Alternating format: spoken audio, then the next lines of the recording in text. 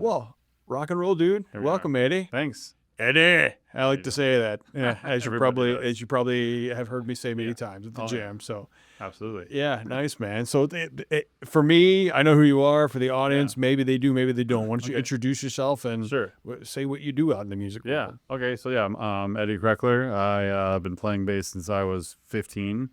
I'm in two bands right now. I'm in a Motley Crue tribute band called Motley Six. And then I recently joined a cover band with some of the jammers. They're called the Feral Parents. We play a lot of 90s pop punk, different style covers. For example, we play Careless Whisper by Seether, who is more like a new metal band. So that's kind of the only band, the true bands I'm in at the moment. I've been in different cover bands over the years. So that's what I do. I go to Ziggy's Jam a lot. Met a lot of people like you and your wife and other people. So, and then the only other musical thing I do is church. My wife and I belong to a Lutheran church in Egan, and she sings. I play bass. Nice. But they have like a rotating group of people that, depending on the week, the schedules out a few months to say here's all the players of this Sunday, and so that's been kind of my staple music is church music, playing bass. My bass instructor was the musical director for the church we were at in high school. So nice. Well, I've met your lovely wife. I had no idea she sings. Yeah. Oh, you'll see it on December 10th. She's doing one. You getting her to the jam? Yeah, she's doing a Brandy Carlisle song called "The Story." Outstanding. Everybody. My wife loves that song. She loves that song. Nice. Yeah. She keeps trying to get our band to play it, which is not exactly matching in genre, but we can rock we can rock anything out. So nice. As you'll see, our gig coming up on January 23rd, we got a lot of like tunes you would not expect in our set list for fun. So it's gonna be good times. That's cool. Yeah, and the Feral Parents, man, that's our favorite band to go out and share a stage with. Yeah, I've yet to play with them on the stage, except when we did the feature band at Mad Mike's a few weeks ago. Oh, nice. That was like my first on-stage performance with them. But that is such a massive stage, man. It's so big. I mean, you could run around. You could play tennis up there if there's no instruments in the way. Yeah, I forgot I was corded when I was going to go over to Randall because he was on the other side of the stage. He looked lonely, and I'm like, oh, I can't go that far. So nice. Yeah. Awesome, man.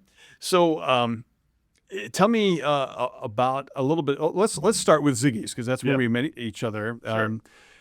How did you find out about the Ziggy's Open Jam? Sure. And then what was the first song you played there? I recently looked it up because everybody was saying like, oh, it's my year. I did this. I'm going to do the year song. I think I saw it on Facebook. And I've been to some Mad Mike's a bunch of times, but this felt closer. Okay. So I live in Apple Valley. Yeah. So I'm like, let's just go check it out. It looks really good. And I was the second song ever. It was the Seven Nation Army by the White Stripes because I was playing it in my cover band at the time. That's a big, thick driving bass line. Yeah, nice. Pretty straightforward. Yeah. So that's how I found out about it, and then I just keep going because like, oh, that was so much fun, organized, and the vibe was really different. And then I got addicted right away. I'm like, oh, there's all these cool things, and the house band. I met Gordy, the bass player for Rhino. Yeah. He's a super cool dude, and just like, oh, I got to go back and hang out with this dude and the other dudes and everybody else. And then I've probably been to about 60% of them, I think. I think it was Gordy actually through his wall or whatever that I actually found out about the jam too. Mm-hmm.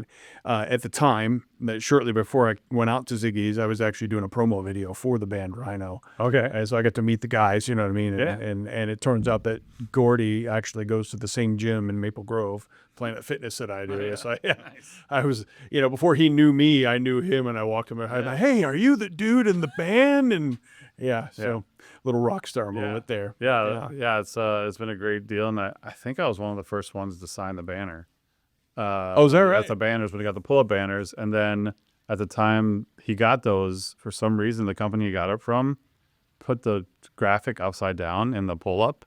So he's like, I can't put this other one up, and I'm like, I'll take it to my work, and my graphics guy just took it apart, flipped it around, and good as new. So, is that right? Yeah, like my little contribution to the cause, besides just going there. But yeah, it was it just felt nice and different, and and just been a blast ever since. Yeah. So how did you like what were the words, or what was the cajoling that got your wife to say yes and get her up on stage? Well, she's her background's in a lot of choir and theater, high school, college. She's on community theater, and I brought her to a couple of the jams, and I brought her to the jam where they did the Grease. I was playing bass on the Grease tune. That's her favorite movie ever. Is that right? And then, some of the other women at the jam, like Tamara and April, and some of the others are like, you got to get up on stage. You sing, you got to get up. And so I'm like, find a song. We'll go up there. I'll play bass. And my buddy Don,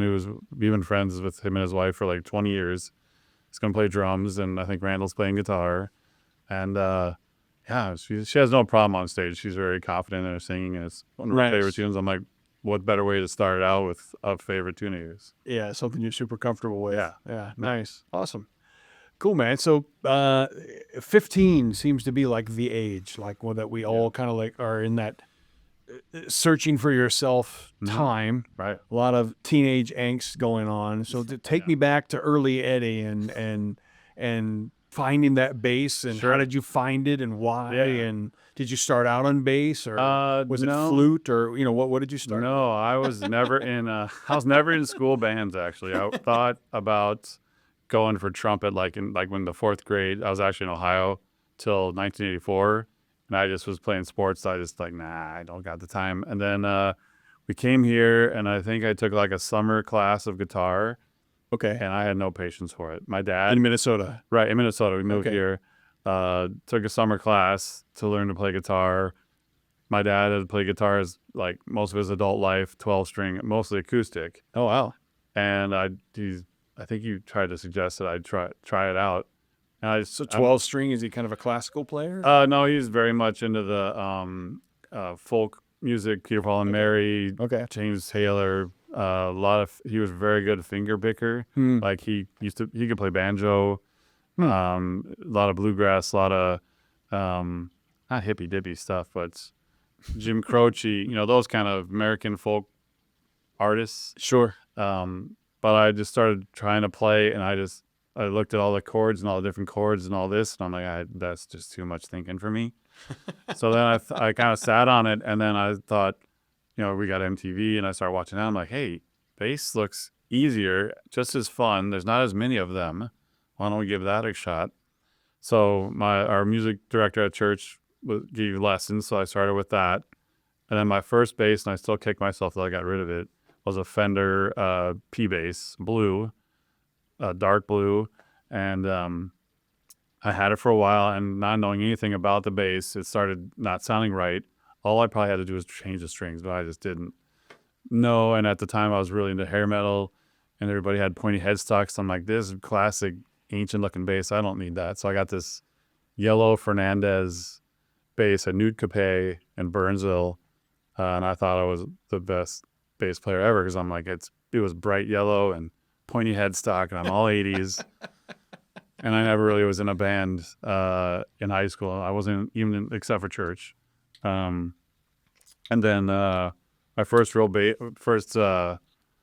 band was in college. A girlfriend of mine at the time, her best friend was in a band called Masquerade, and it was basically a cover band, 80s tunes. They had some originals, and that was fun for about 6 months. And I was in Wichita, Kansas. And then I switched majors and decided I didn't need to be in Kansas anymore. So I came back home, and I said, sorry, guys, I'm going back home. And then it wasn't until 2009, I think. Kids come along. I actually shipped one of my basses. I had two basses. I had a Red Kramer and a Yamaha. And I actually shipped one off to a cousin of mine who was in LA doing the punk band thing. So I hear you can have it. I didn't really like it anyway. It was a pretty entry-level Yamaha bass. Had kids, didn't really play much except church, and then my brother-in-law's brother said, hey, I got this jam band that I practiced with. We were at a birthday party or something, and he said, why don't you just come on down and just jam with us? And then that turned into a cover band called Crazy Chester. Meg actually created the logo for them. Once we started actually getting out and playing bars, we played We played Wild Times a lot in St. Paul. It's not there anymore. It was basically right next to what's now the Palace Theater. But there was a lot of classic rock covers, jam bands like Allman Brothers. We did a lot of Neil Young and Crazy Horse, the bands, the Stones. We did a really cool Clash medley. That was always fun to play. But it made me, I think, a better bass player because Blue Sky by the Allman Brothers, there's like a 5-minute solo and it's 2 chords. And we had 2 guitar players, so they would trade off. And I'm like, I need to do something here except hit quarter notes or anything. So I think it made me better to be in the box, to just mess around, see what works, see what doesn't, think a little more outside the box during solos or stuff like that. So that's kind of where it started, and that was 15 years ago. So it's been fun ever since, mostly. So you've been pretty consistent since you got back into it 15 years ago? Yeah. Playing? Yeah, there was a time. So Crazy Chester kind of got me back into it. And then a guy at work is the lead singer of a band called Rattle and Hum, which is a U2 tribute band.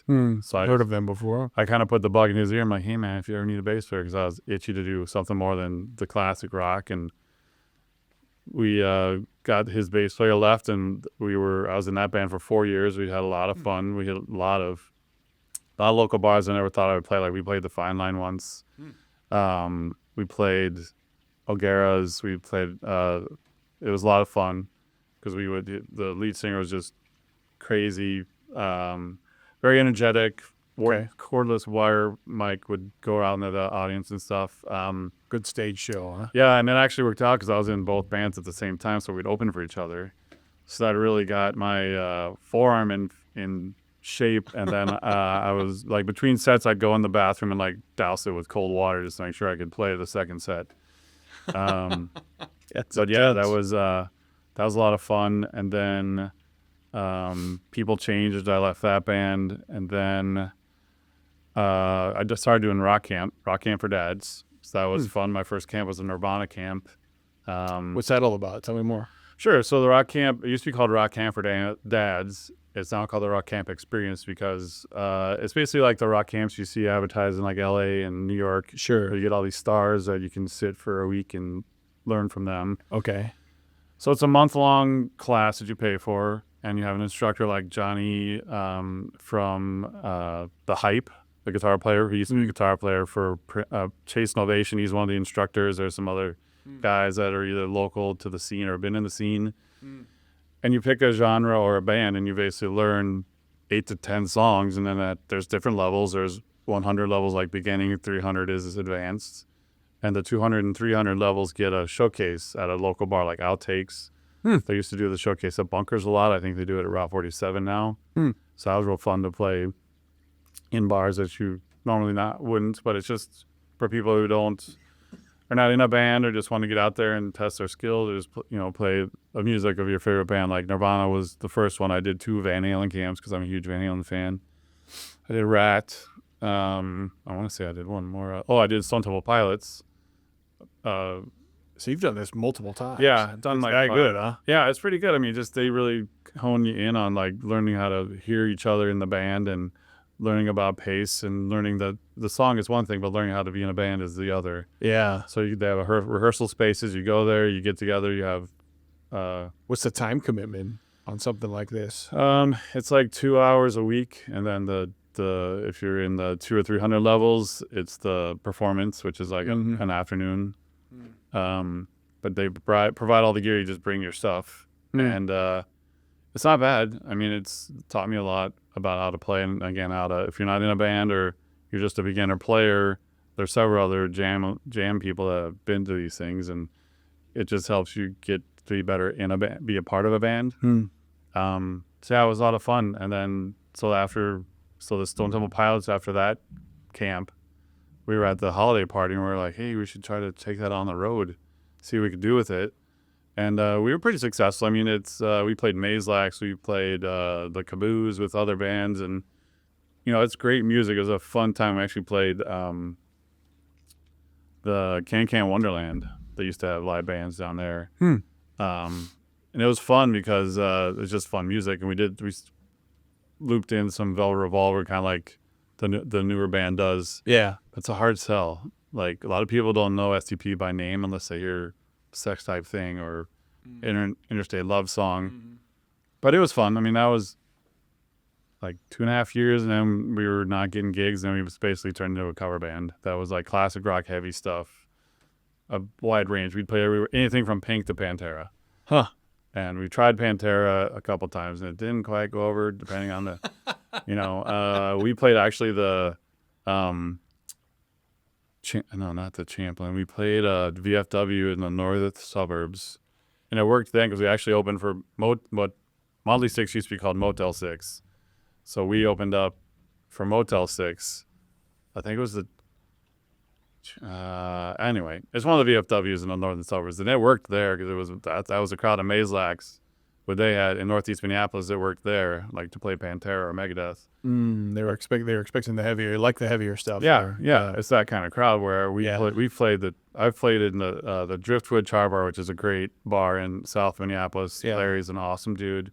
I probably brought like 4 bands there. Yeah. Myself. I think you were the one who told me about that place too. Because it's just a great place to. There's not a lot of pay, but that's all right because it's kind of like it's a good, what I'd call good place to get your stage legs. Yeah, seat time. It's like race car drivers get in the car to get used to it. Well, bands, you have to get on stage to get used to that. Absolutely. And it's a great place to do that. It might be a little chaotic, but it's still playing not in the basement, right? Or the rehearsal space. But yeah, we just we tried it there once and just crickets afterwards. And we were the last band at like 10:30 at night, so we didn't care, but we're like, he doesn't care either. He's like, just play whatever you want. So we tried it out, and I think we pulled it off pretty well, but I think it was a little heavy for Which one did you play? Oh, Walk? Cowboys from Hell. Cowboys from Hell. Okay, cool. Our band plays that one too. Yeah. It's a good one. I can imagine that's only going to work in certain places. So that's, and then I went from there. Just that kind of fell off, and I got into other cover bands, and Motley 6 just happened to need some people. And how long have you been a part of Motley 6? I think it's over 3 years now. Okay. And I think they're pushing 10 years as far as all the iterations. They started out as a rock camp band as well. Is that right? Yeah. Wow. Yeah. Fantastic. So I think it's over 3 years now I've been with them. And then I was in some other cover bands here and there, and they come and go, and I'm like, as long as I can be in one band for a while, continuation, or the Ziggy thing, like if there's a lull. I haven't had a lull since the Ziggy started because it's only 2 years long, but like if there's ever a lull where I'm not in any band, that's the great place. At least you can get your fix if you. Yeah, you get your chops, keep them limber, and then you're playing songs that maybe a cover band doesn't play that you want to play, like heavier stuff or some of the stuff the bros do. I'm like, I would never think I'm playing these songs in a cover band, but they work. We make them work, so that's kind of fun. Yeah, what was the last Bros one? Was it Material Girl by Madonna? Yeah, our mantra is female. Originally, our mantra was going to be like only, like kind of like Femme Electric, do only female, all female band songs, but that's a short list. So we're like, let's just do poppy, sugary 80s tunes. So we've done Mickey by Tony Basil. We did the Bangles, the Go-Go's. We just did Madonna. Yeah. I'm thinking maybe next one, maybe Debbie Gibson or. Oh my God. The redheaded arch nemesis, can't think of her name. Tiffany, stuff like that. Just real campy, be silly about it. So we have fun with it. Yeah, it is good fun, man. Yeah. So what's next for Eddie? Like where you are right now, you've got 2 bands going on, you're pretty happy there, but what's kind of like, what are you looking at on the horizon? Well, just to continue with that, just expand the brands of each band, trying to get, with Motley 6, we're all adults. We one of the lead singer has school-age kids, so we don't want to make it too crazy, but still have like consistent gigs. So expanding that a little bit. The Feral Parents is fairly new, so trying to have a footing in maybe a bar or two that you get regular gigs once a quarter. That's fine.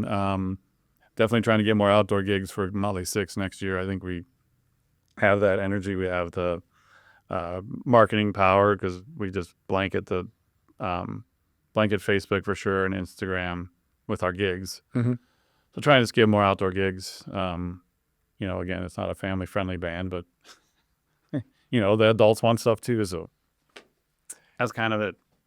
Well, you mentioned something to me earlier that's kind of a common theme in a couple of the people that I've interviewed, right? And it's, as a musician, as a person on stage. I mean, obviously you got to get up there and get out of the basement, but then you got this crowd out there, and you know, talk to me about that dynamic. Like, why do you need a good crowd, and what's going on with that? Well, I think it's the old adage, like a good crowd, your energy on stage is replicated by what you're getting from the crowd. I think small crowds are hard to play for because you really need to work to keep the energy going, keep them interested. And it depends on the bar, because some bars will want that, and yet if it's a summer and it's hot as heck in your bar, nobody wants to be in your stuffy bar. They want to be out. You know, they'll go outside. But what's interesting is that it's great to have a lot of people and a lot of energy, or at least have half a house to give you the energy. But I think the hardest part is playing to a small crowd like the Driftwood. We played to like 20 people and less, but then the person's like right between me and you. That's how far. And like Serums, people are pretty much this far away from you.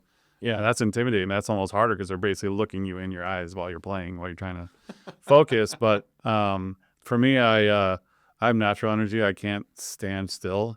Even in mellow tunes, that's kind of where I rest, but I'm still kind of just swaying side to side or something. But then when a good tune comes along, I'm like, I have to think about A, how old I am, B, don't jump too high because you have to land. Because we just did a gig at in a dugout in Montemita, and they have a drum riser. It's probably 1.5 feet tall. And the sound guy's like, you were eyeing that thing up. You wanted to jump off it. I'm like, I know, but the landing, man. I don't want to throw a knee out, roll an ankle. I'm pretty athletic, but I'm like, that's when stuff goes wrong, when you think you got it all figured out. You think you're more athletic than your body's going to allow you to be. Yeah. I mean, I played a lot of volleyball as a kid and even now, and I'm just like, and I've never like truly injured knees. Ankles are a different story, but I'm like, I just would rather not. It's going to kill the show, A, if I fall. B, I don't want to injure myself for future.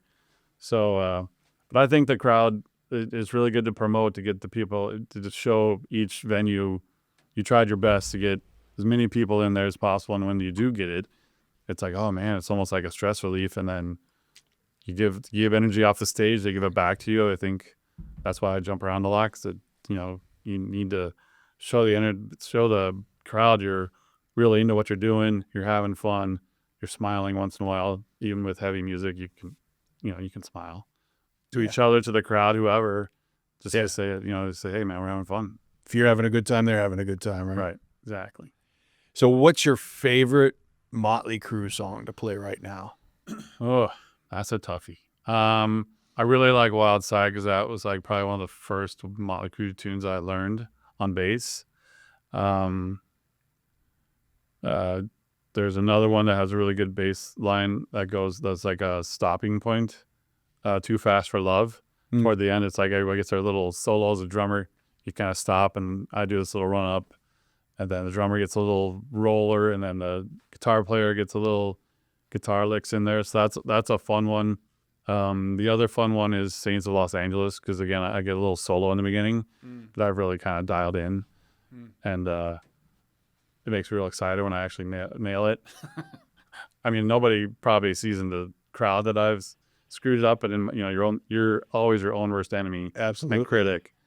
Absolutely. So when I muff something, I'm like, I try not to show it on my face, but some of my friends who've been at gigs are like, oh yeah, we could tell you were a little twerked, a little tweaked about what you just did, or like my equipment doesn't work or something's happening. I'm like, I can't hide it on half my face. But then, so what's the crowd's favorite song? Oh, they love Home Sweet Home. They love Kickstart. They love Livewire. Those really get good reactions. Those are probably the biggest ones. Smoking in the Boys' Room, always a favorite. So yeah, there's plenty to choose from. But we go deep to it. We do a lot. Some of the covers they used to do, like Jailhouse Rock. The only time they played it was a live cut off I can't remember what album it's off of, but we kind of pull that out once in a while. Do their version of Jailhouse Rock, which is kind of punky and fast, and people get surprised by that thing. Or Anarchy in the UK. When we play that one, we use their words, because the original one had a lot of British acronyms toward the end, where we use like CIA, DEA. Well, not we, but when Motley Crue did it, they switched it up to more American functions of government. To to protest against. So I think that one gets people riled up too. Because you're like, 'cause the last thing you say is USA, and everybody goes crazy. All right, so let's do this one. It's a fun Sure. question, Okay. right? What's the first album you ever owned?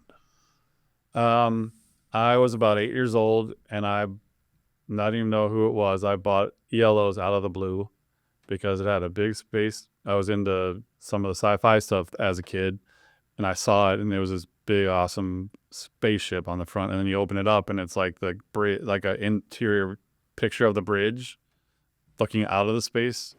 I don't know where I got it. I think it was a yard sale or something, garage sale. I can't remember. And I put it on, and I heard like "Turn to Stone" and "Mr. Blue Sky" and "Evil Woman." I'm like, oh, and I heard them on the radio a little bit, but now you're like, I can play them anytime I want. So that kind of started my love of rock. And then I had a babysitter still in Ohio that turned me on. Like, she was into the rock, and I got the bug in my head of Back in Black. She was an AC/DC fan. And she played it for me. She played Queen, No One Bites the Dust, and then I was off to the races. I'm like, I couldn't get enough. I didn't really have a tape player or record player when I was a kid, but like anytime it came on the radio, I'd turn it up. Or I remember listening to Casey Kasem's Top 40, and I had my tape recorder and like near the radio. I'm like trying to hear what's coming next. Oh, okay, here it comes. You know, you record music from the radio to your recorder, and it's even worse, but I don't care. Right. Basically making mixed tapes off the radio. Right. Or my brother would come in like, shut up, I'm recording. And yeah, that was my first album. And then from then on, it was tapes. I did the typical RCA 13 tapes for a penny thing. But then I just got fully into music. The love of music, and MTV came along, and when we moved here, we got cable, and we didn't have it in Ohio, and I'm like plastered to MTV. And after that, I was just still I try to learn about music, see music, watch stuff. I mean, I pretty much, even though I'm kind of a rocker, I do like most genres of music except like new country, the new some of the rap music and stuff. But I mean, anything else. I'm not a big country fan, but I like Billy Strings. I like Sturgill Simpson, some of these American guitar pickers.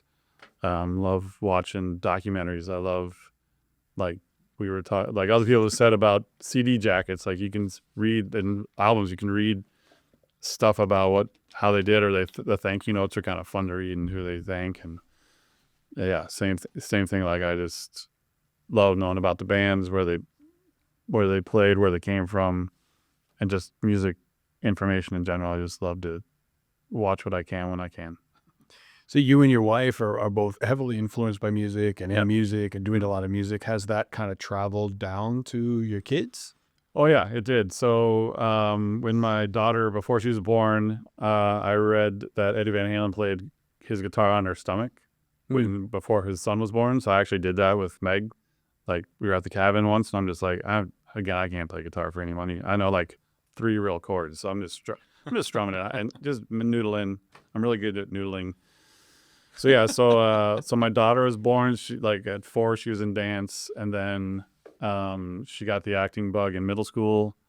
My son, same thing. Was more into music than acting, but then also in the middle school they got into the theater stuff and then choir. My daughter was definitely like my wife, just choir, theater. They both did speech, which helps with public speaking. Sure. But just really got the bug. So they were in a lot of stuff together when they were both at the same school. Actually, there was one year, the Egan Community Theater, I think, was doing Into the Woods or Shrek the Musical. I think it was Shrek the Musical, actually, and all 3 of them were in the community theater version of that. I thought, well, if I could play in the pit, that'd be pretty awesome. And it's a full circle, like everybody's in the thing. But it didn't work out, or I think they already had the pit. They kind of hire those musicians you don't really try out. But yeah, they love it. They sing musical tunes all the time. Like when they're not in the house anymore, but like when they were younger, we'd play them everything. Like I'd play them my music, not necessarily Pantera, but I've had arguments with my daughter that oh, they're just, even Meg, like the funny joke we have is that Fuel by Metallica, that song, she's like, how do you even know what he's saying? I'm like, that's tame. That's a tame Metallica tune that you can, how do you not listen to what his words? I mean, you're not used to it, right? But then my daughter and I, once upon a time, she same thing. She's like, what does the Pantera, how do you even know what they're saying? So I played her Planet Caravan by Pantera. It's a cover of an old Sabbath tune. Yeah. And I'm like, that's the same guy singing nice and nice and mellow that was screaming in the previous song. She's like, oh, okay. And they like some of the stuff. And my daughter actually isn't getting into metal now. Is that right? Yeah, I just put How old is she now? she's 24. Okay. My son's 21, and I just, for her birthday, I found real inexpensive subwoofer and amp because her car is wired for it. So we bought it, and then she's like, oh, you gotta check out this new metal band. I can't remember what their name was, but I'm like, all right. She's expanding her horizon. She's more into the rap and not T-Pain, but all these newer rap guys, rap pop dudes, and my son's more into the jam bands and mellow music and stuff like that. But we went and saw Bohemian Rhapsody together. We went and saw the Elton John movie as a family, stuff like that. So it's a lot of fun. The music's definitely deep in the family. Yeah, unit. That's nice. Yeah, Charlotte played flute like grade school to high school. We said you need 1 year at least. My son was played trumpet for a while, and he got bored with it. But he was always dinking around on, like as a kid, the pots and the pans. But he'd put his in the semicircle from biggest to lowest. Like he knew how to set up a drum kit. And I'm like, where is this coming from? Because I was never, I mean, I can tap my sticks on a table. But so we got him into drumming, and he was in the bands, and then he was in marching band for like 2 years. And I think he would have continued, but marching band's hard. He was doing the quads the second year, they're heavy. But then he had a section leader that was just a jerk. I think it turned him off. But it was kind of worked out because then he got more into the theater and choir and started playing volleyball on the club teams. And so I think it was okay. But I'm like, dude, his current house up at the University of Minnesota Duluth, one of his roommates has a drum kit down there. I'm like, you should just jump on there. Because I always taught him, he's always didn't like to practice. And, you already got 2 hours of marching band. Now I got to practice some more for music. The music, band or whatever. I'm like, do what I did. Go find songs you like and learn the drums. He was into a couple of newer metal bands. Can't think of the name at the moment. The band, their song is Toxicity. Yeah. That band. System of a Down. Yes. So he was into them for a minute. And I'm like, go just listen to the song and figure it out. We had a drum kit from a friend that he would practice on, and I would mess around on it. And I'm like, that's how I learned. Once I started knowing how to play bass, I was getting music books, listening to songs, watching MTV, watching the left hand of the bass player, just get an idea of what they're doing, and then going and just play it till you know it, And I learned I can't read music great anymore, but tablature is a great teaching tool that you don't have to think about what note is. It just tells you what's where. And that's how I learned. I'm self-taught since like 18. Just whatever I can find, or if there's like the Jam is a great example. People ask you to play on songs you may never heard of or played on, but you go out there, you figure it out. It's a great feeling to figure out songs that you look at the music, you're like, I don't think so. And then you figure it out. Or it's not as hard as you thought. So nice. All right. So give me one,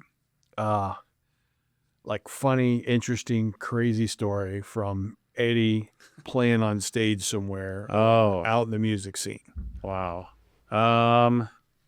Crazy music. Well, there's been a couple times they're not crazy, but they're, again, you can tell my face was feeling what happened. Like, I don't know much about the electronics of music, like frequencies and hertz and this and that and the other thing. With a lot of wireless stuff now, if the frequencies are the same, like 2.4 hertz, I think, on your wireless, and your in-ears are the same frequency, or the lights, it'll cut out your my bass's wireless system. So there was a couple times where I'd go for that run up on that Motley Crue tune, and it was dead. Like that right at that moment, the frequencies crossed, my thing cut out, Nobody heard anything. So that was annoying. Crazy stuff. Well, I can tell you this. So the most insane thing we did in Rattle and Hum. So we had played Kieran's a few times, and I think the lead singer knew the owner. So it was St. Patrick's. So St. Patrick's Day in like, I can't remember, like 2013. So the night before we played the release party for the Two Gingers whiskey that I believe the Kieran's owner owns the brand or something, or whoever owns the brand wanted to do their introduction party at Kieran's. So the night before St. Patrick's Day, we played that for like an hour and a half.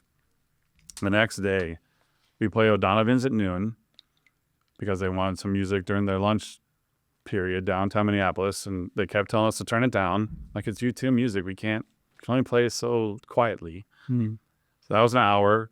That we moved a block over to Kieran's, the new location, which is on 4th. It would have worked out better if they would have had the side door open. They had locked it because being St. Patrick's Day, they don't want the riffraff using the side door. They want them to come to the front. So we had to move our gear through like the pre-real party crowd into the back room, not the main stage. There's like the main stage over here, but there's the Titanic room, they used to call it, which is a side room. That's where they had the bands that day. So we had to schlep all our gears through all these people, and it's like 3 p.m. So there's like the pre-partiers, the early partiers, it's a narrow passageway. And I just kept yelling, excuse me. I'm like, if I hit you with my amp, you're not my fault. I've warned you. So we did that. We played an hour and a half there, and then the final gig that day was 7:30 at Brits in their 4 in a day? 4 in 2 days. Wow. 3 in a day. Luckily, Don, who's the Don Donay, he had a minivan at the time, so we gutted it so we could move our stuff. My brother, who was our sound guy, was also our roadie. We're roading everything. So yeah, 7:30 at Brits, they let us have a parking spot under the grass bowling deck. And it was like their second, there's a party bar, like off that lawn bowling area. And we played there from 7:30 to 9. Wow. And and that was a good payday, but it was pretty fun because you're just like, we played the same set every place. Just to make it all happen. I took the next day off. I'm like, I'm exhausted. There was no way I was going to work that day, but we made pretty good money and it was a lot of fun. We pulled it off and, onward and upward after that, it was a lot of fun. Is that the craziest day of gigging, you would say, probably, for Yeah. your career? Oh yeah. When I was in that band in Kansas, we played this super like outskirts town. There was like 5 people in the bar. We played some songs twice. I had a bass solo. I didn't know what I was doing. I was like, I'm just gonna mess around. They don't even care. They just want. And we actually played "Feel Like Making Love" twice because that was the only song that got the 2 couples in the bar to get on the dance floor and slow dance. We've done that before too. We played it twice. The crowd wasn't there in the beginning when you played it, so they finally come in later, and you're like, okay, let's just play those fun ones again because now they're here. So yeah, it's funny. The only other crazy one I think is we played Blarney's a couple times in the U of M campus in Dinkytown as Rattle and Hum, and we were like, what is happening? It was like 10 o'clock. There's nobody in there. They're setting up the beer troughs, and we're like, oh yeah, college town. 10:30, just all of a sudden, here's all the kids just pile in. They're on our stage, or we're trying to request like Brown Eyed Girl and all this. Like, no, we're not doing that. We're not a cover band. We're the tribute band, and we played some stuff. We threw in some Clash. We threw in "Last Dance with Mary Jane" by Tom Petty. We threw in some the Ramones just to mix it up a little bit for stuff like that. But yeah, that was nuts. I mean, it was just people. It was just a small stage in the corner, and you're like, just stay off the stage. Don't tip over our stuff. So, yeah. Awesome. I like to wrap these up. Maybe if you've watched some episodes, you probably heard this, but I want to know, who do you recommend should be on this show next? I would highly recommend Thomas Moga because he's like the workhorse. Moga. He's like the workhorse bass player. Yes, he is. Gordy would be a good one. I mean, he's been in Rhino for a while and they have a really good thing going. I've seen him more times than I can count. Yeah. But he probably has some stories to tell, or I'm sure he would. Yeah. Just he'd be a good one. That's about it. Or Brian Naughton. I mean, he's been in so many bands. Brian's the episode is coming out after this week. So next Thursday, Brian will come out. Yeah. Yeah. This week is Kevin Sundberg. Okay. Nice. Yeah. Yeah. I mean, those two I think would be pretty interesting. Awesome, man. Yeah. Well, cool. Thanks for doing this. All right. Thanks for making me out of here. I appreciate it.